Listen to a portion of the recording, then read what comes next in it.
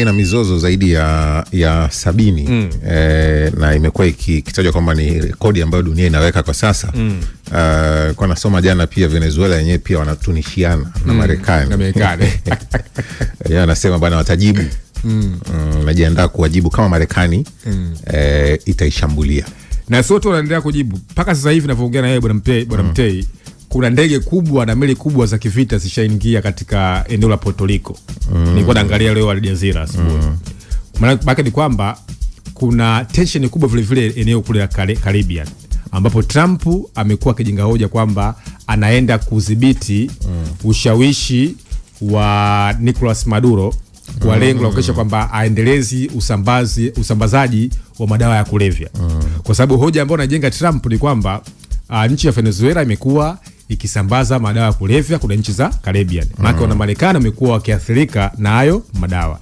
Na tukashuhudia wiki mbili zilizopita kwamba akalipua moja hapo ya boti ambayo ilikuwa inatajwa kwamba inasambaza madawa ya kulevya. Sasa hivi Nicolas Maduro ametangaza decree ya nchi ya kuweza kutafuta kwanza kuongeza jeshi, idadi ya jeshi lake katika nchi ya Venezuela, kwa sababu ametaka vijana wengi waweze kujiunga jeshini, ametaka watu wengi waweze kupewa mafunzo ya kijeshi hata ya haraka kwa lengo kuweza kulinda nchi. Sasa kuna vitu viwili. Kuna kile ambacho kinachoitwa Marekani kwenda kupambana na magenge ya kihalifu. Kwa sababu kwa mtazamo wa kimagharibi unasema kwamba Venezuela na serikali yake ya Maduro imekuwa ikifadhili magenge ya kihalifu. Lakini kwa wakosoaji wa hizi sera za kimagharibi wanasema kwamba Venezuela ni taifa la kwanza ambalo linaongoza kwa uhifadhi wa mafuta duniani. Kwa hiyo Marekani imekuwa hafaidiki na ile nishati ya mafuta. Nishati ile imekuwa ikifaidika Urusi, amekuwa ikifaidika China.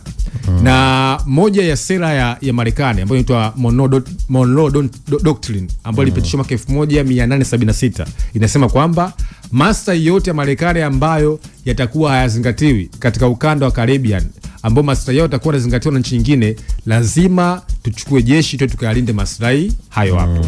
Kwa hiyo alichokifanya Trump ni kujaribu kuzuia ushawishi wa China katika nchi za Amerika ya Kusini, kwa sababu kuanzia hizi nchi kwa mfano Brazil, Venezuela, hizi nchi kwa mfano za Cuba ukitazama, nyingi zimekuwa zinafanya ushirikiano na nchi ya China, viwanda, biashara, uwekezaji. Kwa hiyo Marekani anahisi kabisa kwamba anapoteza ushawishi wake duniani, na kimsingi unafahamu kwamba sera ya Trump sasa hivi kuhakikisha kwamba Marekani inakuwa nguvu tena, make America great again. Kwa maana ni kwamba sasa hoja ni kwamba wanaenda kupambana magenge ya kihalifu, lakini nyuma pazia. Na hii Mtei katika historia walimwambia Gaddafi waende kupambana na demokrasia, lakini lengo lilikuwa si demokrasia, lengo lilikuwa ni mafuta.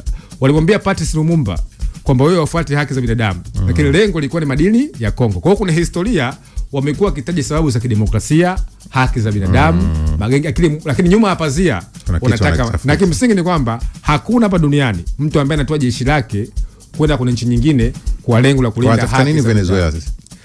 Ni utajiri. Utajiri. Yaani wanajeshi wa Marekani wakafikisha madawa kulevya, ni uongo, ni utajiri. Kwa hiyo pale wanaenda kutafuta utajiri wa mafuta.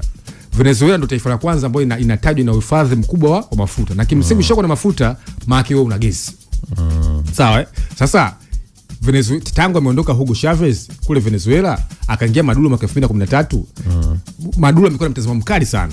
Of course anatajwa kwamba anakandamiza haki za binadamu, na ndio maana tukashuhudia kwamba wakampa ile Marina Machado tuzo ya Nobel kama unakumbuka mwezi uliopita, kwamba ni kiongozi ambaye anapigania haki za binadamu.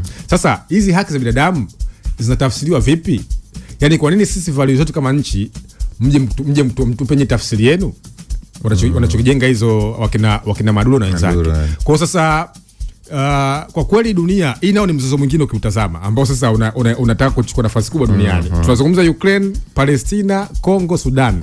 Lakini ndio hiyo tunazungumza majeshi ya Marekani yapo katika pwani ya Puerto Rico yakiwa yanajiandaa. Trump amesema kwamba hana mpango wa kuweza kuondoa utawala wa Maduro, na Maduro ameomba usaidizi kwa marafiki zake ambao ni Urusi na China, ambao hizo nchi kimsingi zimekuwa zikiwa na hiyo falsafa ya kijamaa, falsafa ya komunisti tangu kipindi cha kihistoria. Kwa sasa tunasubiri namna gani huu mzozo nao kama unaweza kuchukua nafasi kubwa zaidi ya Venezuela na Marekani kuweza kuingia katika vita hili. Kwa kimsingi ukiangalia katika mizani ni kama ni vita Goliati na kwa sababu ni mbingu na ardhi kwa kweli, kwa sababu Marekani taifa kubwa, huwezi kufishana na Venezuela. Morning Express. Sasa tukitazama pia ambayo yanajiri hapa Afrika, jana nimeona